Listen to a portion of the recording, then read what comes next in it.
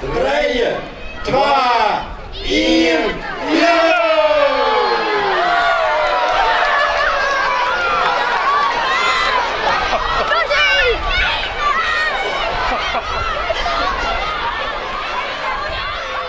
Wie hier een bedoeling die eigenlijk aardig oud wie, rondom, dan ga ik het door het oude, de inrichting hier om het winkelcentrum heen.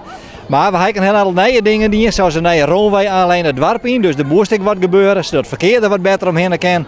Dus de aanleiding wie het werd tijd dat er wat nieuws gebeurde en we gaan alle nieuwe dingen aanleiden en dat kwam heel mooi bij een. Ja, het hele plan is eigenlijk een West in Olis bij ondernemers, de keerpleurs is maar, bij inwoners, maar ik met de mensen van de squalen en sport. Want we zijn weer de boel hier opnieuw in. Maar het is voor de bewoners, het is voor de ondernemers, en het is voor de squalen en voor de mensen van de sport en voor handel en ambacht zit bij de dwarsbelang. Dus we gaan mij al die partijen doorheen en we gaan mij wanneer ik in een workgroep zitten waarbij we zijn van leven door de beste oplossing kiezen die praktisch is voor de ondernemers, die veilig is voor de mensen, zoals mijn collega zei, en die ook nou mooi is.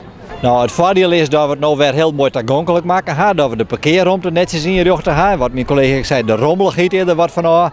En het voordeel is dat het veilig geworden is. Mensen hebben voorrang en auto's moeten hun daarbij aanpassen. En het voordeel is dat we weer een nieuwe facelift doen in combinatie met wat hier aan winkels en alles omheen gebeurt. Dus we kunnen 1 en 1 is net 2, 1 en 1 is 3 een beetje. Komt nog bij dat we de komende tijd richting het sportgebeuren en de squalen nog in doordoen.